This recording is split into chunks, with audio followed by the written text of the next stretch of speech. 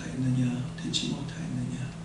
영원하신 하나님 여호와 땅끝까지 창조하시니 피곤하지 아니하시며 곤비하지 않으시며 명철이 한이 없으시며 피곤한 자에게 능력을 주시며 무능한 자에게 힘을 더하시나니 소년이라도 피곤하며 곤비하며 장정이라도 넘어지며 차쓰러질 때 오직 여호와를 앙망하는 자는 샘을 얻으리니 독수리 날개치며 올라오는 같은 것이요 다른 박질하여도 곤비치 아니하며 걸어가도 피곤치 아니하리로다. 아멘. 같이 찬송가 주님 앞에 나와서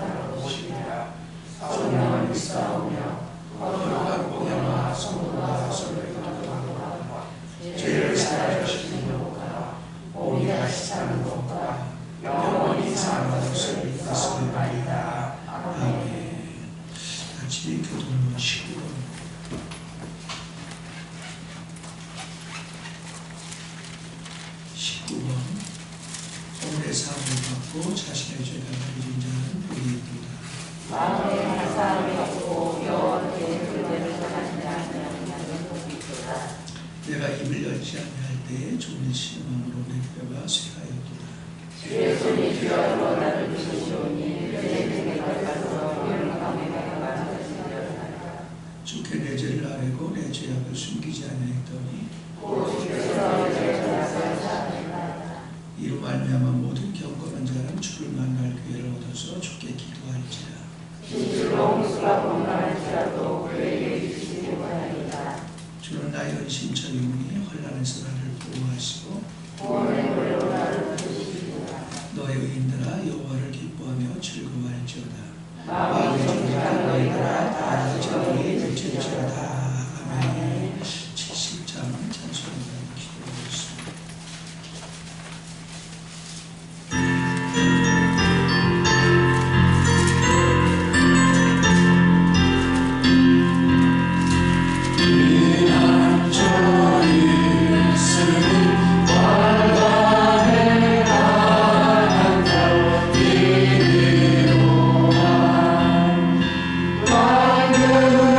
내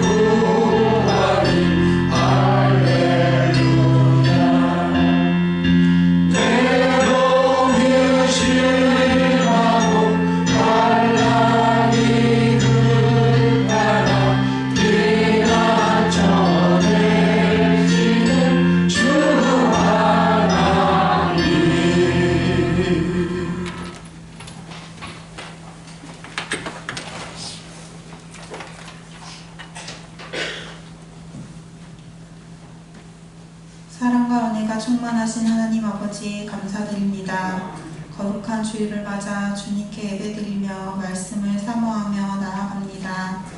한 주간을 돌아보면 육신의 오감 따라 너무나 나의 생각 선택을 하고 행동했음을 고백합니다. 내 자아가 죽고 내 안에 주님께서 주관하여 주옵소서. 이제껏 경험하지 못하고 앞날을 예측하기 어려운 코로나 시대에 살아가고 있습니다. 주님의 능력과 은혜가 입혀져 하루빨리 코로나 바이러스가 사라지게 하옵시고 속히 우리의 모든 예배가 회복되도록 은혜 내려 주시옵소서. 주님, 오늘 우리에게 귀한 말씀을 주셨음을 감사합니다. 말씀을 들을 귀를 주시어 들리게 하시고 이 귀한 말씀을 내 삶에 적용하여 내모 반듯한 그리스도인이 되도록 허락하여 주옵소서. 불철주야로 우리를 위해 기도하시고 애쓰시는 우리 목사님 영육간에 강건하게 하옵시고 성령의 기름 부으심이 넘치게 하여 주옵소서. 귀하신 예수님의 이름으로 기도합니다.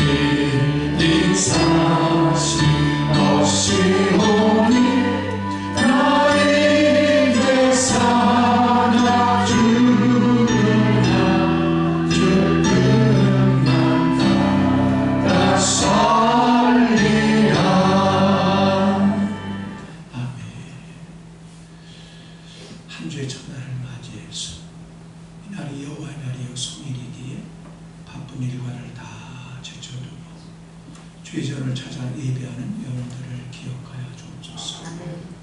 여기까지 아버지께서 이끌지 않으면 올 자가 하나도 없다고 하셨사오니 아버지께서 인도하신 발걸음이 조용히 싸움에 가치 있는 시간 되도록 우리 몸을 거룩한 산재물로 드릴 줄 알게 하시고 받으신 표시로 성령께서 임하셔서 저들을 지으신 고귀한 목적에 따라 살아가도록 한 발 한 발 믿음의 진보가 있게 하시되 귀를 할례하셔서 학자처럼 주의 음성을 알아듣게 하시고 거역하지 아니하고 뒤로 물러서지 아니하고 냉담하지 아니하고 주께서 어디로 인도하는지 순복함으로 유쾌한 삶, 새롭고 산 길 열려지게 하시고 보여지게 하시고 그 길로 접어들어 생명과 평안을 누리는 한 주가 되게 해 주옵소서. 오늘도 주의 계명에 따라 11조, 주정헌금, 선교헌금, 건축헌금 구별해드립니다. 각자 기념할 만한 일을 맞이해서 성도님을 애찬을 위하여 구별해드립니다. 또한 3층에서 어린아이들을 살리겠다 고군분투하는 교사들도 있습니다. 성전 안팎을 가꾸며 늘 성실하게 피지땀을 흘리는 여종들과 남종도 있습니다. 일일이 낱낱이 기억하셔서 그들의 수고가 그들의 뿌림이 같이 있어지게 하시고 의미 있어지게 하시되 인생의 획을 긋는 전기가 속히 마련되어지게 하옵소서. 그들의 말씀을 통하여 내 속에 숨어있는 죄들이 드러날 때 거역하지 아니하고 불평하지 아니하고 순종하고 나도 죄를 죄로 인정하고 돌이킴으로 새롭고 산 길이 열려지는 은혜를 경험하게 하옵소서. 주께서 명하신 대로 나의 예물을 내 앞에 가져온 모든 이마다 하늘문을 열고 복을 쌓을 것이 없도록 붙지 아니하라 보라셨사. 이와 같이 심령들마다 하늘문이 열려지게 하시되 하나님 막혔던 건강의 문이 열려지게 하시고 막혔던 화목의 문이 열려지게 하시고 막혔던 부요의 문도 열려지게 하시고 주를 의지하는 자 결코 부끄러움 당하지 아니함을 간증하게 하옵소서. 이와 같이 순복한 심령들마다 포도 열매가 기한 전에 떨어지지 않는다 하셨습니다. 강단에 선포된 말씀마다 아멘으로 순복하게 하셔서 하늘의 기쁨이 회복되어지게 하소서. 그릇이 커짐으로 서로를 품을 수 있는 믿음의 어미 아비가 되게 하소서. 생명살인데 일가견 있게 쓰임받는 저들 되게 하옵소서. 이와 같이 순복한 심령들마다 토지 소란이 기한 전에 떨어지지 않게 하리라 하셔서 저들의 모든 수고가 같이 있어지게 하시고 의미 있어지게 하셔서 또 믿음의 하늘 농부로 살아가는 삶을 추구하게 하옵소서. 이와 같이 순복한 심령들마다 이방인이 아름답다 하리라 말씀하셨사오니 불신자들이 또 제대로 믿지 않는 신자들이 한면으로는 부끄러워서 어쩔 줄 몰라 하게 하시고 한면은 그들의 매력에 사로잡힌 바 되어 주 앞으로 이끌림 받아서 병든 생각이 치료받고 병든 감정이 치료받고 병든 의지가 치료받고 병든 육체도 치료받아서 걷기도 하고 뛰기도 하며 주님을 간증하는 삶 살아가는 한 주가 되게 하옵소서. 물질 때문에 하나님 세상에 휘둘리지 아니하게 하시고 환경에 휘둘리지 아니하게 하시고 사람에게 끌려다니지 아니하도록 믿음의 주에 온전케 하신 예수만 보고 다름질치는 한 주가 되게 하옵소서. 믿사옵고 감사하며 주 예수님의 이름으로 축복하며 기도하옵나이다. 아멘. 주 모든표를 보겠습니다. 하나님 나라는 사람의 씨를 마음의 뿌리라는 타이틀이 적혀있는데요. 또 가라사 때 하나님 나라는 사람의 씨를 뿌린과 같으니 저가 밤낮차고 깨닫는 중에 씨가 나서 자라되 그 어떻게 된 것을 알지 못하느니라. 땅이 스스로 열매를 맺되 처음에는 부스락이요 다음에는 이삭이요 그 다음에는 이삭의 충실한 곡식이라. 열매가 익으면 곧 낫을 대나니 이는 추수 때가 이르렀음이니라. 마가복음 4장 26절에서 29절 말씀인데요. 그 다음 말씀 다 같이 봉독합니다. 시작. 하나님 나라를 복음을 통하여 그리스도의 구하시며 거듭난 하나님 나라 들어가는 것이며 믿는 속에 있는 신성한 생명의 성장은 이 나라가 발전하는 것입니다. 노예 구주를 믿는 사람들 안으로 뿌려진 생명의 씨가 가리키는 것은 노예 구주의 복음의 결과요 목표인 하나님 나라와 이 시대의 교회가 사람이 지혜와 재능을 통하여 만들어진 생명 없는 조직의 문제가 아니라 싹신하고 자라고 열매 맺고 성숙하고 수확을 내는 생명, 곧 하나님의 생명의 문제라는 것입니다. 마음 20절의 땅은 좋은 땅이며 사람 안에서 하나님의 신성한 생명이 자랄 수 있도록 하나님께서 창조하신 좋은 마음을 상징합니다. 이 같은 좋은 마음은 그 안으로 부여진 신성한 생명의 씨와 함께 일하여 그 씨가 하나님의 표현을 위해 자연히 자라서 열매 맺도록 합니다. 우리는 이런 말씀으로 말미암아 자연적인 성장에 대한 믿음을 가질 수 있습니다. 자, 신앙생활은 바로 여러분 마음밭에 말씀의 씨를 때 떨어뜨리는 것이라는 거예요. 그래서 여러분이 마음이 옥토가 된 사람만 말씀을 받아들이게 되고, 그럴 때 내 안에서 말씀이신 그리스도, 하나님이신 그리스도가 자라나서 열매를 맺게 되는데, 그 열매가 뭐냐면 사랑, 희락, 화평, 자비, 양선, 충성, 온유, 절제, 인내라는 열매를 맺게 됩니다. 이것을 맺게 될 때 여러분들을 보고 사람들이 하나님 살아계시다고 고백하게 되고, 한 면은 부끄러워하고 자기 삶이, 한 면은 왜 이렇게 사로잡힌 바되어 이끌림 받아서 살아나는 줄로 믿으시기 바랍니다. 그러니까 예배는 날마다 이 씨를 받는 것이에요. 이 씨를. 자, 뒤를 보겠습니다. 1번 여러분 그 병자들을 놓고 기도해 주시기 바라고요. 하루에 교회당 한 번씩 교회당 건물을 사용할 수 있도록 기도해 주시기 바라고, 그 올여름에 8월 15일을 경유해서 양쪽으로 정확하게 날짜는 아직 정하지 않았는데요. 그 대체를 보면서 그 정해서 여러분한테 발표 드릴 테니까 침례 받을 분들은 미리 저한테 연락해 주시고, 또 사진사 한 분하고 또 도와줄 도우미가 있는데 반드시 한 사람은 수영을 좀 할 줄 알아야 됩니다. 그래서 세 분을 모집하니까 그 6월 말, 그러니까 이달 말 안으로 저한테 메시지를 보내주셔야 되고요. 그래야 차량을 준비할 수 있습니다. 다음 7월 1일 새벽은 월삭 감사 예배 드려집니다. 모두 순종해서 멋진 교회 치열이 되셨으면 좋겠고요. 정정순 권사님께서 그 한솔병원에서 치질 수술을 받으셨어요. 그래서 속기 쾌차하실 수 있도록 여러분이 기도해 주시길 바랍니다. 모든 것 생략하고요. 오늘 말씀 보겠습니다. 누가복음 15장 11절에서 24절을 보겠습니다. 누가복음 15장 11절에서 24절. 다같이 누가복음 15장 11절에서 24절. 첫 소절은 여성이, 두 번째 소절은 남성이 교독하도록 하겠습니다. 시작. 또 이르시되 어떤 사람에게 두 아들이 있는데 그 둘째가 아버지에게 말하되 아버지여 재산 중에서 내게 돌아온 둘깃을 내게 주소서 하는지라. 아버지가 그 살림을 각각 나누어 주었더니 그 후 며칠이 안 되어 둘째 아들이 재물을 다 모아가지고 먼 나라에 가 거기서 한평당하여 그 재산을 낭비하더니 아홉 새는 그는 아이 크게 흉년이 들어 그가 비로소 궁핍한지라. 가서 그 나라를 주는 한 사람에게 붙여 사니 그가 그를 들로 보내어 돼지를 치게 하였는데 그가 돼지 먹는 지역 열매로 배를 채우고자 하되 주는 자가 없는지라. 이에 스스로 돌이켜 이르되 내 아버지에게는 양식 풍족한 분꾼이 얼마나 많은가. 나는 여기서 주여 주는구나. 내가 일어나 아버지께로 가서 이르기를 아버지 내가 하늘과 아버지께 죄를 지었사오니 지금부터는 아버지의 아들이라 일컬음을 감당하지 못하겠나이다.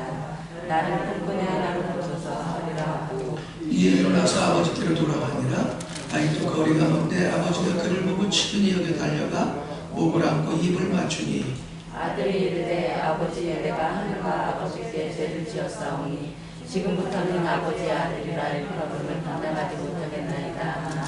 아버지는 종들에게 이르되 제일 좋은 옷을 내어다가 입히고 손에 가락지를 끼우고 발에 신을 신기라.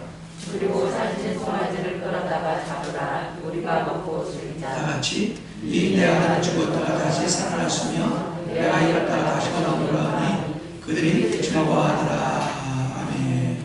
본문을 가지고 가출했다 돌아온 둘째 아들의 환연잔치. 원래는 한 번만 하려고 했는데 오늘 새벽에 기도하다가 하나님이 말씀을 주셔서 두 번에 나눠서 하도록 하겠습니다. 그러니까 최백강 집사님이 나오셨는데 2년 만에 나오셨구나. 지금 셋째 딸을 낳았어요. 그래서 지금 아내가 산후조리원에서 있습니다. 그 아이를 위해서 여러분 기도해 주시기 바라고 믿음으로 살 수 있도록 기도해 주시기 바랍니다. 자, 옆에 분들에게 인사하겠습니다. 가출하지 맙시다. 다시 한번 인사하겠습니다. 가출하면 개고생이야. 자, 오늘 본문은 가출했다 돌아온 둘째 아들의 화장잔치란 제목으로 첫 번째 시간인데요. 대충 레파토리를 설명드리면 그런 거예요. 큰 부잣집에 아들이 둘이 있었는데 둘째 아들이 아버지가 돌아갈 때도 안 됐는데 자기 유산을 바로 빨리 상속해 달라고 하도 졸라대니까 아버지가 할 수 없이 두 아들에게 각각 살림을 하나 주었다는 거예요. 그랬더니 이 둘째 아들이 그 재산을 모아가지고 그런데 이게 원래는 현찰로 바꿔갖고 그런 소리예요. 대충 싼 값에 처분해가지고 그 돈을 갖고 아버지가 이 잔소리하고 아버지 종들이 잔소리하는 게 듣기 싫어서 그 소리를 듣지 않는 먼 곳에 가서 살았는데 거기서 하다가 그냥 허랑방탕 재산이 이내 다 날라먹고 설상가상으로 거기에 큰 가뭄이 들어가지고 먹고 살 길이 없자 바로 이 유대인들이 안 하는 직업이 돼지 치는 직업을 갖게 됐다는 거예요. 돼지가 돼지 치는 직업으로도 먹고 살 길이 없어서 돼지가 먹는 쥐염 열매로 배를 채우고자 했지만 그것도 되지 않으니까 그때서 다시 말하면 코너에 몰려 있으니까 그제서야 아버지 부자 아버지를 기억해내고 돌이켰다는 겁니다.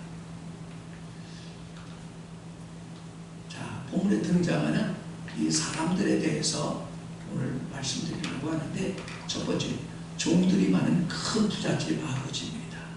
이 본문에 종들이 많은 부자 아버지는 우주 만물의 주이신 하나님 아버지를 가리킵니다. 창세기 1장 1절 그렇게 말하죠. 태초에 하나님이 천지를 창조하시니라. 우주 만물이 큰 것인 걸 믿으시기 바랍니다.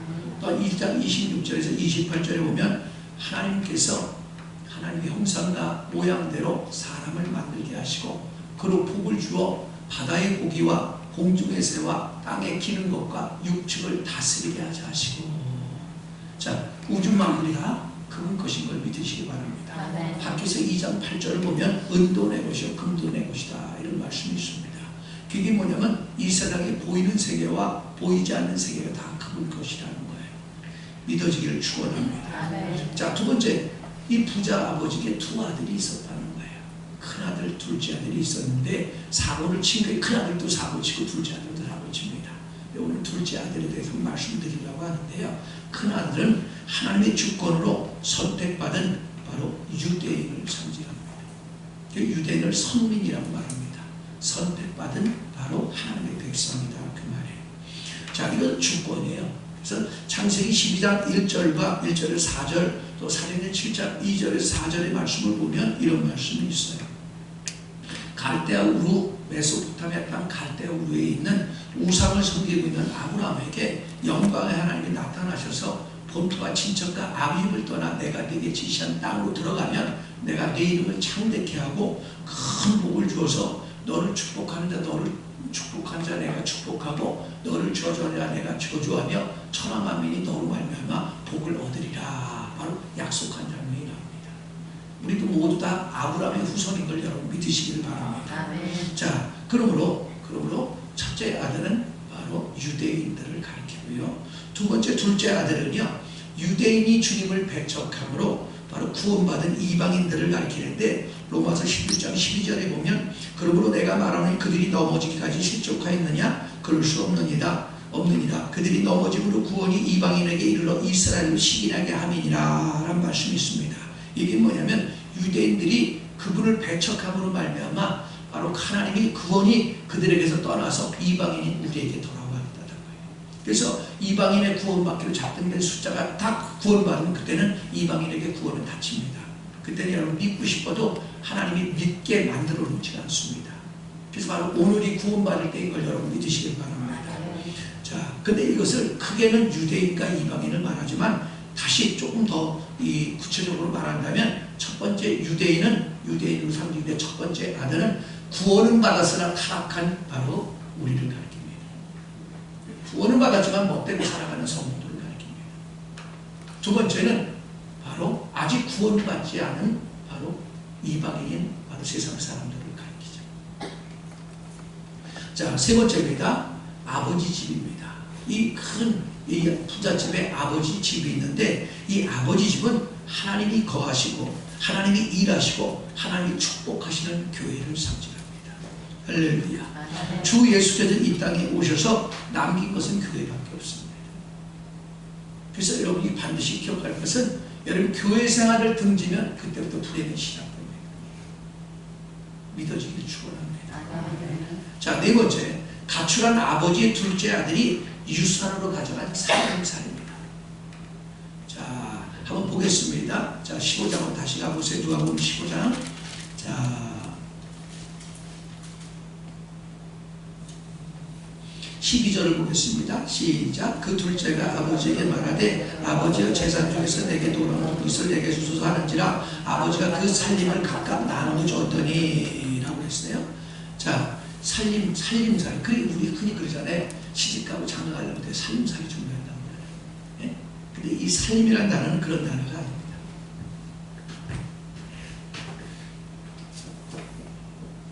이런 단어예요. 이게 비오스라는 단어인데 이게 그냥 엄마 뱃속에 태어날 때 우리 생명을 가리킵니다. 자, 기억하세요? 그럼 엄마 뱃속에 태어나지 않은 우리는 아무도 존재하지 않아요. 근데 이게 복수로 되어 있어요. 비오스가. 원문은 비온으로 되어 있습니다. 비온이라는 게 뭐냐? 복수거든요. 무슨 얘기냐? 여러분 엄마 뱃속에 태어날 때 다 뻘러먹고 태어납니다. 아무것도 안 하고. 그래서 생명이 태어난다 이렇게 말하죠. 며칠 전에 진백강 김면 집사 부부에서 생명이 태어났습니다. 학수고된 딸이 나오는 거예요. 네? 내가 보니까 입이 크더라고요. 네? 그러니까 찬양을 잘할 것 같아요. 네? 입 큰 사람은 대부분 찬양을 잘하더라고요. 아멘 하면 좋은데. 네? 자, 여러분 기억하십시오? 여러분이 태어날 때 우리 이 비오스 몸을 감고 태어납니다. 근데 이게 복수라는 건 뭐냐면 엄마가 있고 태어날 때 빈손 들고 빈몸으로 태어나지만 그러나 배우자 자라면서 태어나면서 부모를 만나고 또 아내를 만나고 남편을 만나고 자식을 만나고 또 재산을 만나고 갖가지 것을 만납니다. 그들이 다 바로 살림살이인 걸 믿으시기 바랍니다. 어떤 것 하나도 내 것이 하나도 없어요. 그래서 올 때 빈손으로 태어난 것처럼 갈 때도 빈손으로 가는 겁니다. 전 세계 3분의 2를 장악했던 바로 그 알렉산더라는 사람이 있잖아요. 근데 알렉산더라는 사람이 내가 알기로 39살의 비명행사였습니다. 근데 그가 죽을 병에 걸려서 열병에 걸려서 죽었어요. 근데 죽을 때 바로 신하들에게 이렇게 말했다고 해요. 내가 죽거들랑 관을 양쪽으로 뚫어서 내 손을 바깥으로 나오게 해라. 그래서 이동시켜라 그랬대요. 아니 왕이요 왜 그렇습니까? 내가 천하를 다 지배했어도 갈 땐 빈손이다. 그래서 다 죽을 때 빈손인 거. 제가 그 몇 년 전에 우리 성도분 한 분이 돌아가셔서 그 화장을 했습니다. 어디서 했냐? 청계산에 있는 화장터에서 화장을 했는데 그때 그 상주하고 나만 목사만 두 사람을 불러서 관 바로 입구에 보여주더라고. 두 사람을 들어와.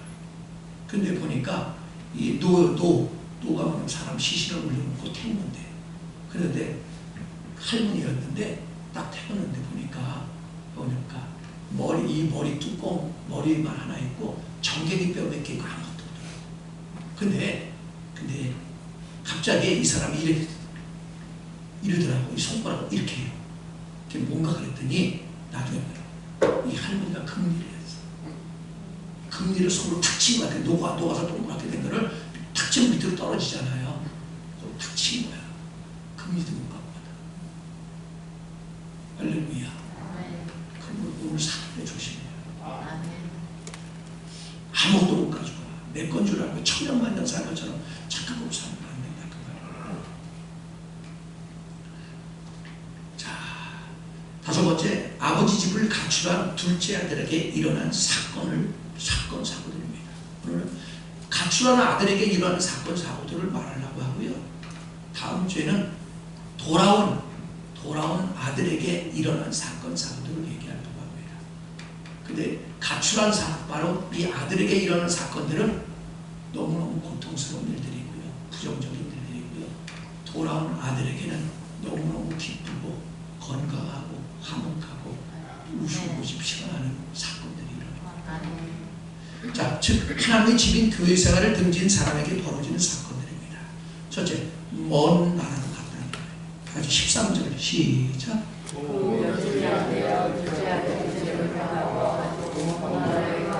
수도 먼 나라에 갔습니다. 자, 먼 나라는 하나님을 등지고 대적하는 타락한 세상을 가리킵니다.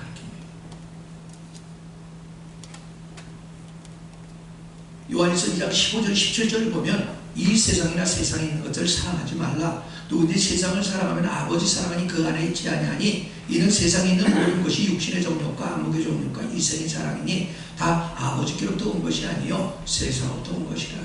이 세상도 그 정욕도 지나가되 오직 하나님의 뜻을 행하는 자는 영원히 거하느니라. 자, 여러분 기억하십시오. 여러분이 세상으로 흘러가면 어떤 일이 벌어지냐? 하는 것마다 하나님을 대적하고 불순종하고 거역하고 남에게 피해 주는 삶이죠. 뿐만 아니라 있는 줄 알면 어느 날 그렇게 살아가는 겁니다. 다시 말할게요. 여러분 남편을 대할 때, 아내를 대울 때, 자식을 키울 때 여러분 세상 방법을 가르치잖아요. 그럼 새끼 낳았을 때는 그렇게 어하둥둥 그냥 가장 귀한 자식으로 키웠는데 나중에 배신됩니다. 그래서 흔히 이런 걸 하죠. 새끼 키워봤자 별거 아니다. 아들 잘 키우니까 처갓집 아들 되고 아들 좀 딱 많으니까 내 새끼 되고. 이게 무슨 뜻인지 아시려나 모르겠어요. 잘 되면 처갓집 새끼야. 장모밖에 모르고 사입자 장인밖에 모르고 처제처남밖에 모른다는 거예요. 근데 쫄딱 망하면 어떻게 해요? 신의 애비 애미만 찾아와. 돈 달라고. 근데 믿음으로 키우면 내 새끼 돼요. 아멘 합시다. 자, 야고보서 4장 4절은 그렇게 말합니다. 하나만 가늠한 여인들아, 세상과 못된 것이 하나님과 원수됨을 알지 못하느냐? 그런즉 누구든지 세상과 멋이 되고자 하는 자는 스스로 하나님과 원수가 된 것이냐? 여러분 세상이 하나님을 대적하는 자들이에요. 왜? 세상은 마귀가 지배하는 세상이기 때문에. 여러분이 하나님 말씀을 들어도 여러분 불순종하고 거역하고 자꾸만 냉담하고 그러면 다 여러분 하나님이 싫어하는 세상이 내 안에 있기 때문에. 내 안에 세상이 많을수록 여러분 하나님께 불순종하고 거역하고 대적합니다. 자, 그러므로 하나님 아버지 집인 교회 생활을 등지고 사는 사람들의 특징은 하나님의 은혜가 공급되는 예배 생활과 기도 생활을 등지게 되고 세상 가치관에 따라 또 타락한 육체의 오감 따라 살기 때문에 하나님을 대적할 수밖에 없고 사람들과는 끊임없이 다투게 되고 병들게 되므로 불평불만을 입에다 달고 살게 되고 갈수록 불행 속에 떠밀려가는 삶을 살아갈 수밖에 없다는 겁니다. 그게 그 나라. 여러분 그 나라에 살지 말고 하나님 나라에 살기를 바랍니다. 자, 두 번째는 허랑방탕의 그 재산들을 신속하게 낭비했다는 거예요. 다시 한번 13절을 보겠습니다. 자, 먼 나라에 가. 거기서부터 보겠습니다. 시작. 거기서 허랑방탕하여 그 재산을 낭비하더니 낭비했다고 그랬습니다. 30절을 보세요. 30절 시작. 아버지 삶을 창녀들과 함께 삼켜버린 아들이 창녀들과 바람폈다고 그랬습니다. 자, 이게 무슨 뜻인가? 사람은 하나님께서 지으시고 그분의 형상과 모양대로 지으시고 우리 삶의 기준으로 말씀을 주셨습니다. 그래서 말씀을 흔히 신학적인 용어로 캐논이라고 말합니다. 캐논이라는 게 뭐냐면 자라는 뜻이에요. 자가 뭐예요? 표준입니다. 전도서 12장 13, 14절을 찾아주세요. 거기 적어놓으시고요. 전도서 12장 13, 14절.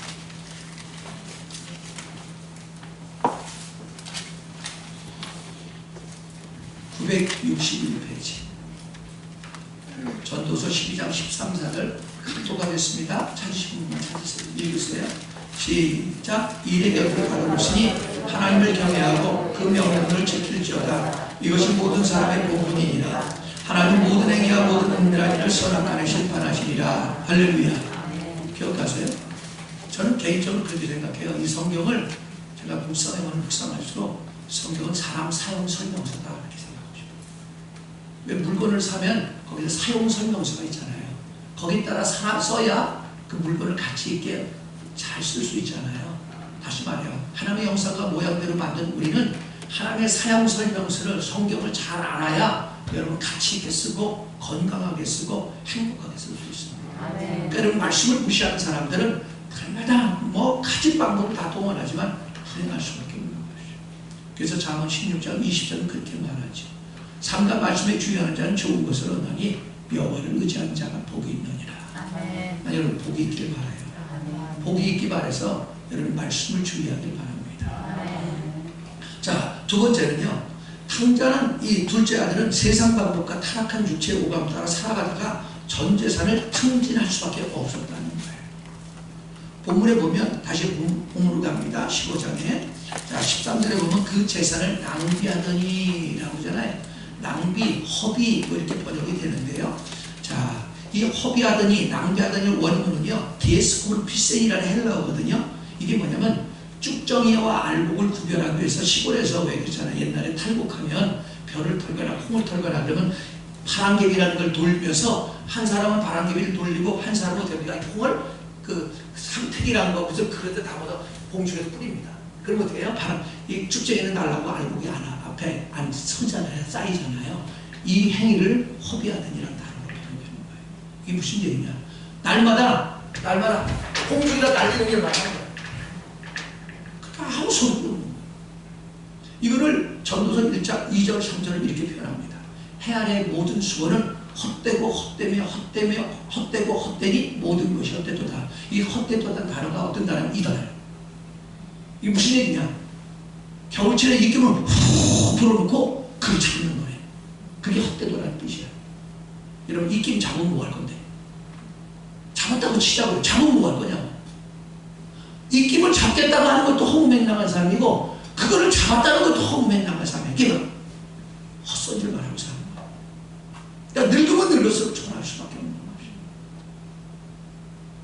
제가 이게 아침에 운동을 하는데 이 성내천을 갑니다. 자전거를 타고 성내천에서 한강도 가고 올림픽공원도 돌고 그러는데요. 가다 보면 초입구에 어떤 사람 분명히 나보다 어릴 거예요. 그 사람이. 근데 내가 볼 때마다 소주병을 마실 수 있어요. 수염은 여기까지 자라요. 머리는 목욕도 하나고 정말 뼈다구 같은 거예요. 그거만 푸고 있는 거예요. 어저께는 내가 갔더니 그렇더라고. 한쪽에 구부리고 엎드려 있더라고. 얼마나 괴로웠겠어. 그러다 이제 어느 날 갈 거예요. 사실 그의 삶이 우리는 손가락질할 줄 모르지만 하나님이 볼 때 대동소이할지도 몰라요. 여러분 오늘 말씀을 잘 들으면 내가 어떤 사람인가 탕자가 아닌가 점검할 수 있어요. 본문의 허랑방탕이라는 단어는요 아소톡스라는 이 헬라어인데요 구원에 합당하지 않은 이라는 뜻이에요. 이게 무슨 얘기냐? 하나님을 등진 사람의 예배를 등지고 말씀을 등지고 사는 세상 사람들 얼치기로 믿는 사람들은 날마다 하는 일이 구원받을 수 없는 짓만 한다는 거야. 망할 짓만 하는 거야. 죽을 짓만 하는 거야. 저는 그 전에 시골 살 때에 어렸을 때입니다. 초등학교 갈 때 우리 때는 이 여름이 되면 퇴비를 갖고 오라고 그랬어요. 퇴비가 뭐냐면 풀을 깎아서 잘라오는 거야. 1kg씩 잘라서 새꼬라기로 매갖고 오라는 거예요. 우리 학교가 10일이에요. 초등학교가. 중고등학교도 10일이에요. 그러면 이거를 미리 잘라서 1kg를 달아갖고 새꼬라기로 매놨다가 가져가면 되잖아요. 근데 우리 옆집에 어떤 사람이 살았는데 엄마가 그러더라고. 이 애들이 그걸 안 해놓고 아침에 여름에 이슬이 잔뜩 내렸잖아요. 그때 납 갖고 가다 달려가는 거예요. 네? 그때 학교 가야 되는데 그러니까 어떻게 이슬이 툭툭툭툭 떨어지는 걸 갖다가 새꼬라기로 매고 가지 얼마나 무거워. 1kg를 빌려면 어떻게 해야 예를 들면 1.5kg를 갖고 가야 달려서 물 다 떨어지면 1kg밖에 안 남는 거야. 그때 그 엄마가 이렇게 말하고 이놈 새끼야 어떻게 죽을 짓만 하냐 이놈의 새끼야. 그러더라. 그 생각이 나서 이 말씀을 줍니다. 여러분, 하나님을 등진 사람, 아버지 집인 교회 생활을 등진 사람은 하나님 집마다 죽을 짓만 깨달았으면 좋겠습니다. 부연하면 하는 일마다 영역거리, 근심거리, 다투고 죽을 수밖에 없는 하나님이 가증히 여기는 삶을 추구한다는 것이죠. 사랑하는 여러분이요, 타락한 육체의 오감 따라 살거나 세상 방법과 세상 가치관에 따라 사는 삶은 하나님이 가증히 여기는 삶이요, 인생 자체를 구원에 합당하지 않은 하나님이 축복하실 수 없는 불행의 연속인 걸 믿으시기 바랍니다. 그래서 제가 어떤 분들을 보면 답답해요. 얼마나 게을러 터진지, 얼마나 불순종을 반복되게 하는지. 목사가 기도하다가 하나님께서 계시해 주셔서 그 얘기를 해도 삐시고 묶으시고, 그런 사람에게 다시는 얘기 안 해줍니다. 경고를 알아야 여러분 인생의 분수령을 맞이하는 줄로 믿습니다. 세 번째, 여러분 타락한 육체의 오감 따라 살고 세상적으로 사는 삶은요, 애굽 여인 하갈을 지하여 이스마엘만 생산함으로 돌이킬 때까지 광야에서 활 쏘는 자의 삶만 살리는 삶입니다. 창세기 21장 20절을 찾아주세요.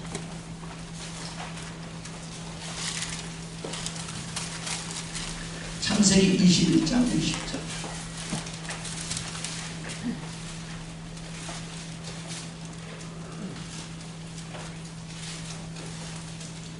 같이 시작. 하나님이 그 아이와 함께 계시매 그가 장성하여 광야에서 거주하며 활 쏘는 자가 되었더니. 아멘. 자, 여러분이 볼 때 여기서 하나님이 함께 한다니까 여러분 그냥 우리가 말하는 진짜 하나님이 함께 한다 그런 뜻을 알죠? 여기서 하나님은 엘로힘이에요. 엘로힘이 뭐냐? 그냥 일반적인 하나님이라는 뜻이에요. 하나님은 내 눈에도 비주고 남의 눈에도 비주어. 그걸 바로 일반적인 은총이라고 해요. 그걸 하나님의 은총이에요. 그런 하나님이야. 구원의 하나님이 아니에요. 구원의 하나님은 여호와야. 자, 여러분 기억하세요. 이게 무슨 얘기냐면 아브라함에게 하나님은 사례를 통하여 아들을 낳게 해주려고 했는데 그거를 못 참고 애굽 여인 하갈, 이 아브라함의 아내가 사례인데 그 사례가 부잣집이라 시집 올 때 몸종을 하나 데리고 왔어요. 근데 그 몸종이 애굽 여인 세상 사람이에요. 아들은 자기가 못 낳은 왜? 경수가 이끌어줬으니까. 그러니까 인간의 생각으로는 내가 월등히 끌어줬는데 무슨 아이를 낳아? 그럼 어떻게 해요? 하나님 말씀을 거역하고 자기 몸종을 갖다가 바로 남편에게 티밀어서 난 자식이 이스마엘. 여기서 애굽 여인 하갈이라는 건 뭐냐? 타락한 육체의 오감 따라 사는 거란 말이야. 타락한 육체의 오감 따라 선택했어요? 그때 이스마엘이 나왔어요. 근데 이스마엘이 자라니까 어떻게? 광야에서 자라게 됐고 자라니까 활 쏘는 자가 됐다는 거예요. 여러분 이게 무슨 얘기냐면 여러분이 하나님을 등진 사람, 교회 생활을 등진 사람의 삶은 항상 어떠냐? 세상 가치관과 타락한 육체의 오감 따라 결정하고 행동한다는 거예요. 그러니까 하면 이스마엘이 나온다는 거예요. 이스마엘이 뭐냐? 부부 간의 싸움이라, 가족 간의 싸움이라. 그래서 활 쏘는 자라는 싸움다 그 말입니다. 다툼지만 한다는 거예요. 그러니까 애들 앞에서 부부가 싸우니까 어떻게 그 자식들 싸움꾼만 만드는 것이요. 깨달아서 축원합니다. 이들은 광야에서 삽니다. 이스마엘은. 광야가 뭐냐? 은혜가 공급되는 예배가 아니라 예배를 무시하고 말씀을 무시하고 세상 방법으로 사는 거예요. 그러니까 늘 갈등이 있어. 광야는 물이 없는 곳이에요. 물은 은혜를 가리켜요. 은혜가 없는 사람, 은혜가 공급받지 못할 것에 늘 성질이 얼굴에 서 있어요. 여러분 얼굴 보면 성질 나는지 안 나는지 그냥 알 수 있습니다. 한번 인사하시죠. 아이고 집사님 보면 은혜가 없어요. 광야에서 안 사는가 봐요. 여러분 은혜를 추구하는 사람은 얼굴이 화사해요. 부담이 안 돼. 얼굴 봐도. 근데 성질이 난 사람은 얼굴을 대면하면 부담스러워. 같이 있기가 부담스러워. 내가 아는 분은 그분 만나기가 두려워. 왜? 다툼을 주말해. 그러니까 밥을 먹어도 그냥 가시방석이 안 되는 것 같아. 그냥 공짜로 밥을 줘도 싫어. 예? 대접받는 것도 싫다니까. 여러분 기억하세요. 아니 여러분이 어떤 분이라도 여러분을 대면하면 좋아하는 사람이 되길 바랍니다. 네. 자, 뿐만 아니라 결국 전 재산을 다 허비했다는 거예요. 13절 다시 갑니다. 본문으로. 자, 13절 허랑방탕하여 그 다음 그 재산을 낭비하더니. 근데요, 여기 보면요, 여기 보면 이런 말씀이 나와요. 아까 허비했다는 걸 그랬다고 했잖아요. 다 탕진해 버린 걸 말하거든요. 여러분이 은혜를 탕진한 사람은 특징이 뭐냐면 성질이 떠나지 않습니다. 꼭 싸우러 나온 사람 같아요. 부부간에도 뭔 얘기하잖아. 시작은 좋아. 아 여보 우리 의논합시다. 그리고 끝을 싸움 하잖아요. 네? 그게 탕진한 사람이야. 하여튼 모든 것도 시작은 좋은데 끝이 안 좋아. 깨달았으면 좋겠습니다. 그러니 항상 성질이 날 수밖에 없고, 성질이 안 나도 속으로만 참으니까, 속으로 어거지로 참으니 얼굴이 어거지에 울그라 얼굴이 울그라. 그러니까 불평불만이 입에서 떠나지 않게 되고 환경과 사람들에게 끌려다니니 행복하게 하고. 여러분이요, 하나님이 주신 영적 재산을 탕진한 사람은 항상 사람에게 끌려다닙니다. 환경이 끌려다닙니다. 그래도 못 참으면, 못 깨달으면 마지막에 질병에게 끌려다닙니다. 질병은 방법이 없잖아요. 많이 아프면 어떻게 병원에 안 갈 수가 없잖아요. 자, 세 번째, 아버지 집을 떠난 사람에게 둘째 아들에게 큰 흉년이 찾아왔습니다. 14절 보겠습니다. 시작. 다 없애도 그날에 그의 흉년이 들어 그가 비로소 공필한지라. 자, 여기서 그럼 흉년이 들어 그랬는데요. 들어라는 원래 원문은 에게노토라는 헬라어인데요. 그것이 발생했다. 그 일이 일어났다. 이런 뜻입니다. 이게 뭐냐면 이전엔 존재하지 않았던 이 흉년이 드디어 비로소 그가 그 자리에 있을 때 벌어졌다는 거예요. 흉년이라는 단어는요, 라모스라는 단어인데요. 원래 번역을 흉년, 전쟁, 기근으로 번역할 수 있습니다. 다시 말합니다. 본문에 언급된 흉년이나 전쟁이나 가뭄은 우연히 일어난 것이 아니라 하나님의 능력과 관련될 때만 쓰임받는 단어입니다. 다시 말해요. 그가 하나님의 교회를 등지고 아버지 집을 떠남으로 말미암아 하나님께서 참을 수 없어 드디어 일어나게 하신다. 흉년이 무슨 뜻인 줄 아세요? 부부관계가 싸움처럼 흉년이 찾아옵니다. 건강이 메마른 사람은 건강의 흉년이 찾아오는 거예요. 물질이 가난하면 물질의 흉년이 찾아오는 거예요. 흉년이 찾아온 사람은 항상 성질이에요. 하나님께서 방탕한 아들을 징계하시고 깨우치시고 돌이키게 하시기 위해 심한 흉년을 도구로 사용했다는 거예요. 다시 히브리서 12장 9절, 11절까지 한번 보겠습니다. 히브리서 12장 9절에서 11절.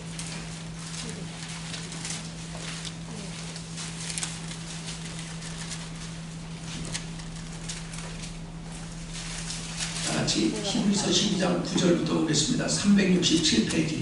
시작. 또 우리 육신의 아버지가 우리를 징계하여도 공경하였거든 하물며 모든 영의 아버지께 더욱 복종하며 살려 하지 않겠느냐? 그들은 잠시 자기 뜻대로 우리를 징계하였거니와 오직 하나님은 우리의 유익을 위하여 그의 거룩하심에 참여하게 하시느니라. 우리 징계가 당시에는 즐거워 보이지 않고 슬퍼 보이나 후에 그로 말미암아 연단받은 자들은 의와 평강한 열매를 맺느니라. 할렐루야. 이게 뭐냐? 육신의 아버지가 혼을 내도 정신 차려서 받아들여야 되는데 하물며 모든 영의 아버지, 모든 만물의 주이신 하나님 아버지가 징계하는 걸 경홀히 여길 것이 아니라는 거예요. 근데 하나님 아버지께서 우리에게 일어나는 모든 여러분이 만난 사람들, 사건, 질병, 모든 것들은 다 하나님이 여러분을 거룩해 하신, 무슨 얘기냐? 하나님의 사람답게 살기 위한 소리라는 거예요. 아무리 어려움이 와도 하나님 앞에 엎드리지 않아 할 수 없이 하나님을 질병으로 치게 되는 거예요. 주변 사방으로부터 이렇게 억제 들어갑니다. 그리고 하늘만 열리게 만듭니다. 시편 107편 10절에 보면 그런 말씀이 있어요. 12절까지. 사람이 어찌 흑암의 그늘에 앉으며 곤고와 세상의 매임이 어찌 느냐. 이는 그가 하나님을 대적하고 지존자의 뜻을 멸시했기 때문이 아니에요. 그러면 그가 여호와께 부르짖음에 여호와께서 말씀을 보내사 위경에서 건져주시는도다. 이런 뭔가 가뭄이 찾아오면 빨리 예비를 회복해야 돼요. 말씀을 통해 잘못을 깨닫고 돌이키는 순간 거짓말처럼 그게 죄 때문이었다면 그 죄 때문이면 그 죄를 없애는 순간 사치되는 사람. 그 회복되는 줄로 믿습니다. 12절에 보면 그러잖아요. 11절에 보면 끝에 의와 평강의 열매를 맺나니 이게 뭐예요? 불의와 불법의 삶을 살던 것을 바꿔서 의롭게 살게 만들고 그 다음 찾아올 게 그냥 평강. 평강이 뭘까요? 관계가 회복되고 건강이 회복되고 부유가 회복돼야 돼. 가난에 빠졌는데 아파 죽겠는데 어떻게 평강이 나?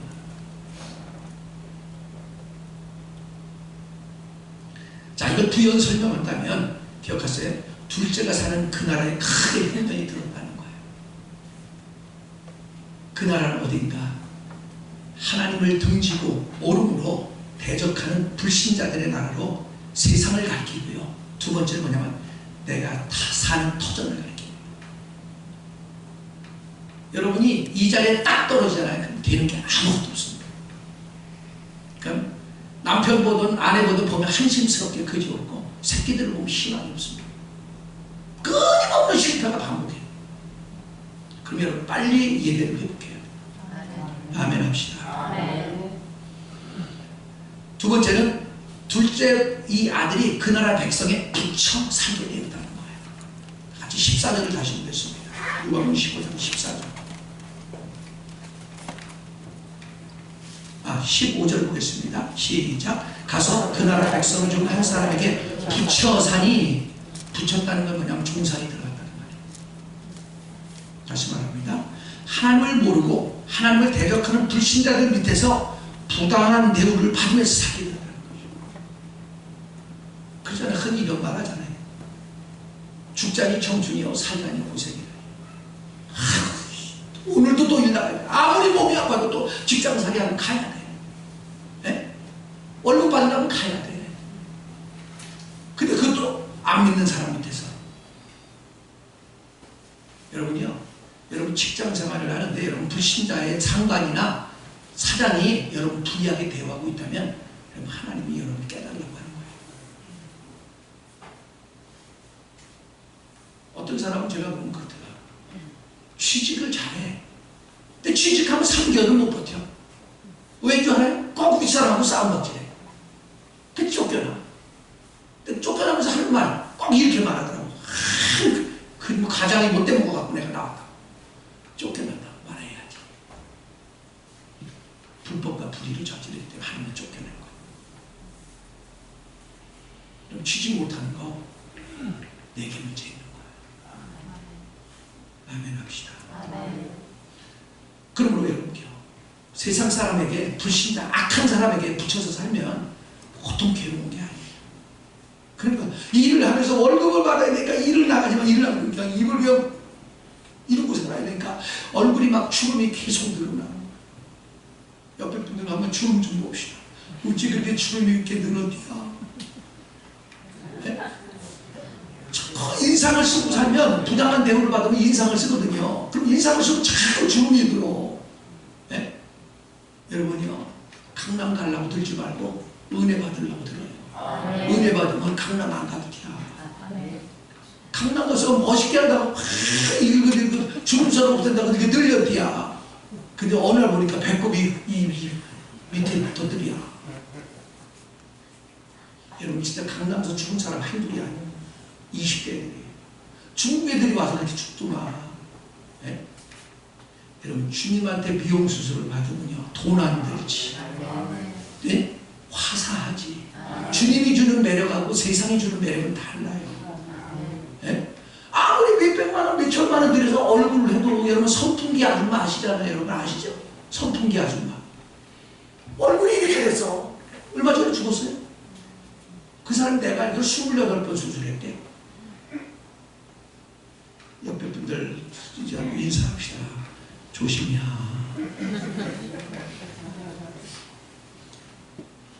자, 세 번째, 그가 둘째 아들을 들러 보냈다는 겁니다. 15절 보겠습니다. 시작. 가서 그 나라 백성 중 한 사람에게 붙여서 하니 그가 그를 들러 보내요. 들러 보냈습니다. 들러 보냈어요. 자, 기억하세요? 불신자들은 하나님의 사람답게 안 살잖아. 그럼 항상 들러 보내. 들이라는 게 뭐냐면 광야야. 다시 말할게요. 예배 못 드리도록 철야시키고 시간을 다 뺏어버려. 예수의 일을 아는 순간부터 어떻게 하냐? 여러분을 계속 여러분 달구게 만드는데 들에는 무용도 오십니다.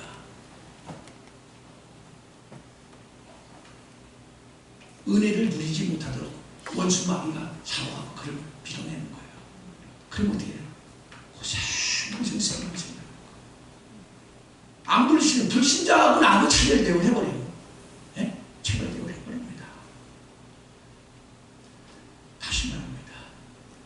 들이란 타락한 마귀가 지배한 죄악으로 하나님을 대적하는 사람을 추구하며 살게 되었다는 거예요. 그러니 갈수록 은혜가 공급되는 예배와 말씀을 멀리할 수밖에 없고 기도를 멀리하는 죄악으로 빠져갈 수밖에 없으니 갈수록 인생의 미궁에 빠져들어갈 수밖에 없는 거예요. 여러분 하나님이 이 진리가 들어가면요 사방팔방 아무리 봐도 희망이 없습니다. 믿음은 희망이 생기는 거거든요. 그러므로 여러분 희망이 없거든 빨리 합당한 교회 생활로 회복되길 바랍니다. 네 번째, 되지치는 일을 하겠다는 거예요. 15절 시작.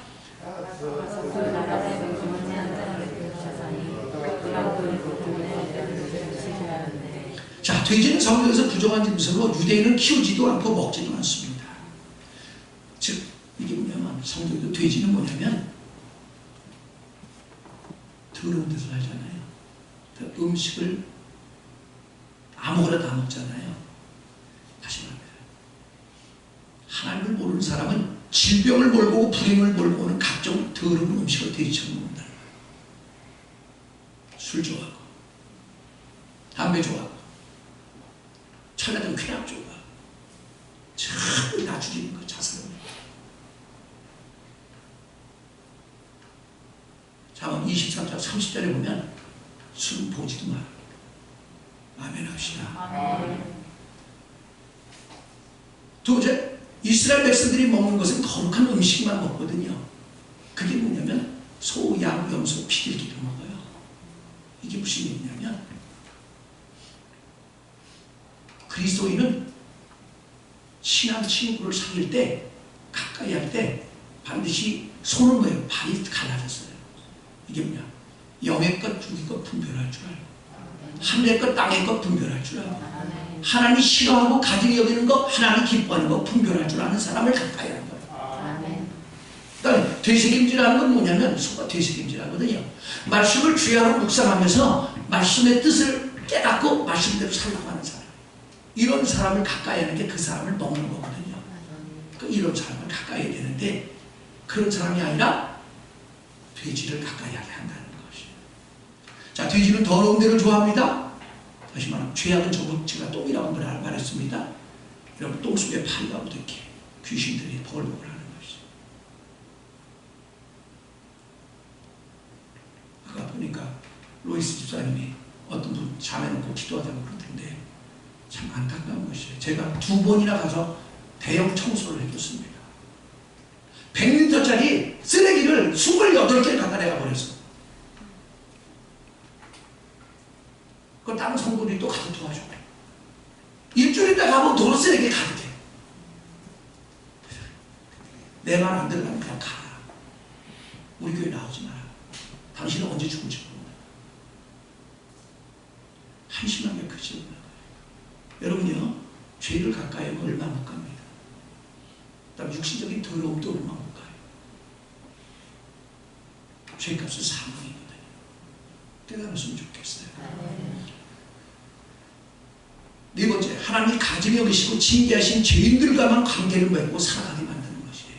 돼지를 키우다는 것은 하나님이 가증히 여기는 사람들하고만 친교를 맺는 것이에요. 술 친구나 먹고, 담배 친구나 먹고, 못된 짓거리, 쾌락이나 즐기러 다니는 이런 친구들과 관계를 갖게 만드는 거예요. 그것을 망하는 것이에요. 지금 아무 일 안 일어났다고 안심할 일이 아닌 거예요. 제가 그 자매한테 그랬어요. 당신은 폭탄이다. 언제 터질지 모른다. 터지면 그때는 나도 책임 못 지고 하나님도 책임 못 지고 너도 책임 못 진다. 그때는 울면서 죽어야 된다. 그렇게 경고하면 살인을 가. 살인죄랑 또 마찬가지예요. 다섯 번째, 돼지 먹는 지역 열매로 배를 채우고자 하나 주는 자가 없었다는 거예요. 16절을 보겠습니다.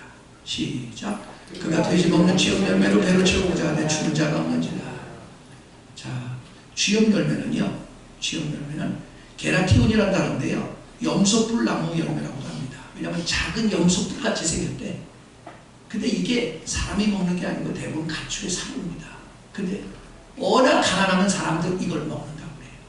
근데 유대인 랍비들, 유대인 선생 중에 이 랍비들이 말을 하는데, 랍비라는 게 다 복종해요, 이스라엘 백성이. 근데 랍비들이 이렇게 말했다고 해요. 돼지를 사육하는 자는 저주를 받으리라. 무슨 얘기예요?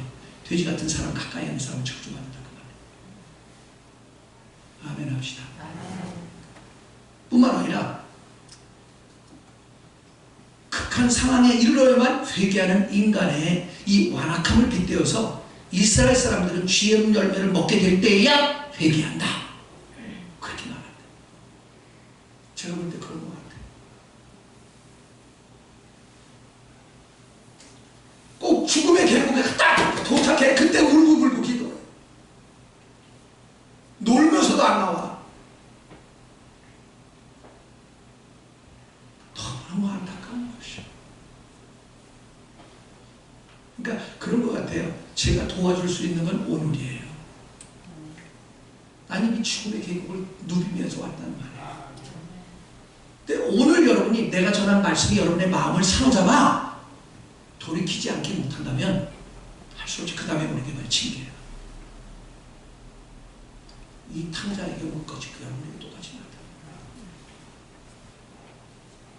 모든 것을 잃어버리고 유대인이 가장 부정하게 여기는 돼지치는 직업과 쥐염 열매를 먹는 상태로 떨어진 후에야 비로소 탕자는 자신의 과거를 떠올리고 하나님을 기억해냅니다. 본문에 저가 돼지 먹는 쥐염 열매로 배를 채우고자 하되 이라는 문장은요, 무엇인가를 갈망하나 몹시 탐하는 것을 의미하는 동사인데, 이게 무슨 얘기냐? 하나님을 등지고 사는 사람은 자기의 세상 방법과 가치관과 타락한 육체의 것 따라 행복하려고 몸부림을 친다는 거야. 문제는 아까 얘기했죠. 공중에다 곡식을 계속 뿌려대는 거와 똑같다. 덜그덕 큰 일을 만나고 그때 울고불고 해도 막아치지라, 해결이 되지라. 자, 잠언 1장 20절에서 끝절까지 읽어드리겠습니다. 잠언.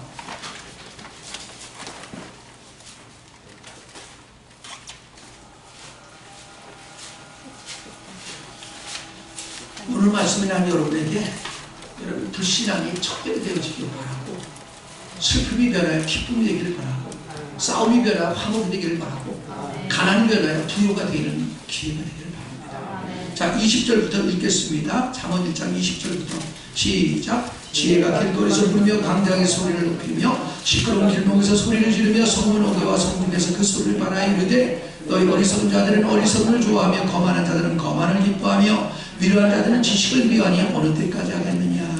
나의 책망을 듣고 돌이키라. 보라, 내가 나의 영을 너에게 부어주리며 내 말을 너에게 보이리라.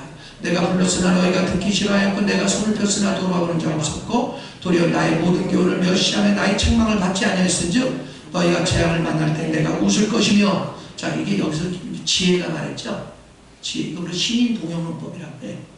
지혜를 하나님을, 주님을 바로 말씀으로 지혜로 대변해서 말한 거예요. 그 다음 갑자기 여기 보면 그 23절에 보면 그러잖아요. 나의 책망을 그러잖아요. 나로 바뀌어버려요. 1인칭으로 바뀌어버려요. 그게 뭐냐? 이런 말씀이 주님 자신이라는 거야. 목사를 통해서 여러분이 빨리 예배를 회복하고 기도를 회복하는 건 뭐냐면 그리스도 자신이라는 거야. 그분이 아무리 책망하고 그분이 목사를 통해서 책망하고 불러내고 빨리 이걸 회복하라 기도를 회복하라 그래도 들은 척 안 하면 이런 일이 벌어진다는 거예요. 내가 불러서 나 너희가 듣기 싫어요. 난 내가 부르는 줄 알았는데 내가 부르는 게 아니라 내 안에 계신 주님이 여러분을 불렀다. 근데 여러분이 듣기 싫어했대. 그리고 내가 손을 폈으나 돌아보는 자 없었기 뭐야. 어이와 그랬다는 거예요. 설교는 다 주님 앞으로 빨리 오라는 사인인 걸 믿으시기 바랍니다. 근데 돌아보는 자가 없었대. 들은 척도 안 한다는 거야. 냉담하다는 거예요. 자, 그랬더니 25절 도리어 나의 모든 교훈을 멸시하고 나의 책망을 받지 않았어요.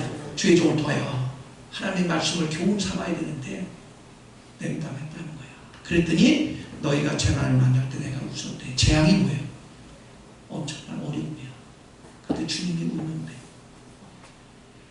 그 다음에 너에게 두려움이 임할 때 내가 비워서 두려운 게 뭐야?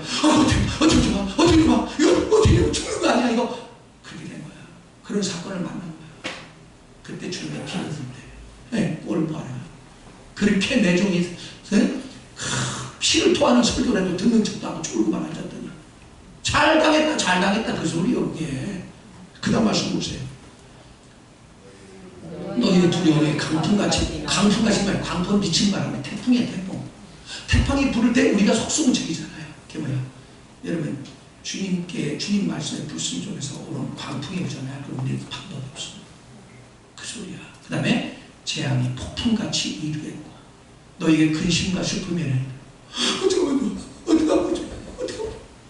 그런 일을 다 한다. 근데 그 다음 말씀 보세요. 그때 너희가 나를 부르랴. 그게 무슨 얘기야? 그때서야 예배 찾아가고 주일날도 오전 예배되고 오후 예배되고 새벽 예배되고 목사님 딴 예배는 없나요? 구역 예배는 다 드리자고 수요 예배 드리자고 금요 차례 안 드리겠다고 하겠다는 거예요. 근데 주님이 뭐라고 하냐? 내가 대답하지 않았고 아무리 예배를 회복해서 기도해도 하나님의 응답이 없다. 그 다음 말씀 부지런히 날 찾으냐. 그게 뭐야? 각종 예배를 다 찾아온 거예요. 다 회복한 거예요. 그런데도 나를 만나지 못하니. 그러니까 여러분이 아무리 멋대로 살다가 갑자기 예배 나왔다가 은혜 주는 게 아니라니까요. 한동안 엎드려 울어야 돼. 그 다음 말씀 보세요. 대전 너희가 지식을 미워하며 그게 뭐예요? 말씀을 무시하며 그 다음에 여호와 경외하기를 즐겨하지 않으며 하나님 섬기기를 좋아하지 아니하며 나의 교훈을 받지 않냐고 나의 모든 책망을 없이 여겼습니다. 주의 종을 통해서 아무리 잘못을 지적해도 들은 성도 안 했습니다. 그 말이에요. 그랬더니 자기 행위를 넣으며 자기 꾀에 배우리라. 잔꾀에 자기 꾀에 빠져서 고통 가운데 빠졌다. 그 말입니다. 그러나 어리석은 자의 태보는 자기를 죽이며 그게 무슨 일이에요? 미련한 자는 계속 태보한다는 거야. 부부관계가 태보해, 건강이 태보해, 사업이 태보해, 모든 것이 자꾸 태보하는 거야. 그럼 어떻게 돼요? 사람이 살 소망이 없는 거예요.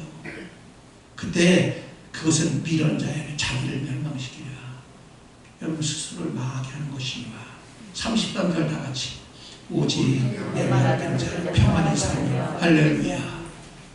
주님의 말씀을 여러분 심기에 새기고 살 때 마음의 평안이 찾아오고 부부간의 평안이 찾아오고 가족간의 평안이 찾아오고 평안이 찾아왔던 거예요. 회복의 역사야. 건강이 회복되고 관계가 회복되고 물질도 회복되고 회복되는 역사가 나타날 것이며 그 다음 말씀 재앙의 두려움이 없이 안전하리라. 할렐루야. 재앙의 두려움이 없대. 이게 무슨 얘기를 하는데 여기에 딱 가면 하나님은 나밖에 모르나 하나님 우리 가족밖에 모르나 그 멸망 눈가에 여러분 이슬이 맺히기 시작하고 기도하지 말래도 그렇게 열심히 기도해.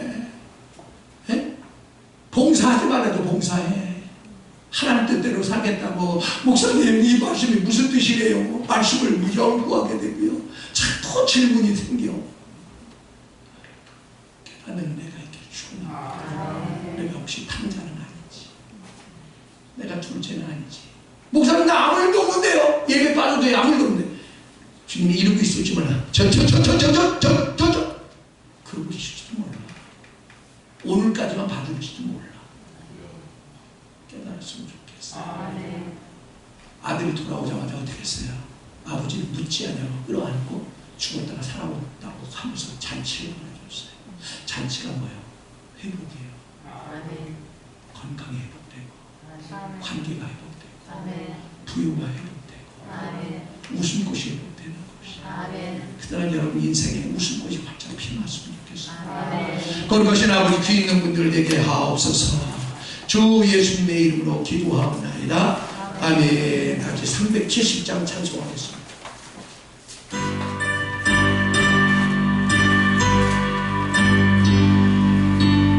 가사를 의미하면서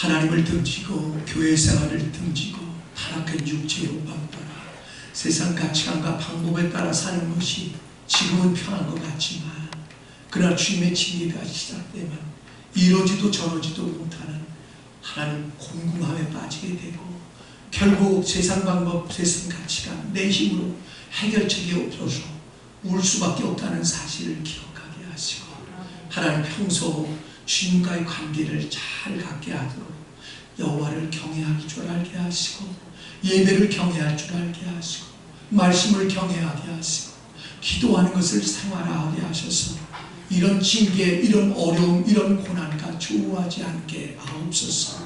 설사 그런 고난 가운데 있을지라도 이제라도 속히 무너진 예배를 회복하게 하시고 합당한 교회 생활을 회복함으로 말미암아 슬픔이 변하여 기쁨이 되게 하시고, 질병이 변하여 건강이 되게 하시고, 다툼이 변하여 화목이 되게 하시고, 가난이 변하여 부요가 되게 하시고, 하나님 기쁨의 화산꽃이 활짝 피어지도록 은혜에 나뉘어 주옵소서. 이제는 우리 구주 예수 그리스도의 은혜와 만극하신 아버지 사랑과 성령의 교통하심이 탕자의 삶인 것을 깨닫고 이제부터 철저히 회개하고 주께로 돌이켜 무너진 단을 회복하기로 작심하고 돌아가는 사랑하는 성도들 머리 위에 이제부터 영원토록 함께 있을지어다.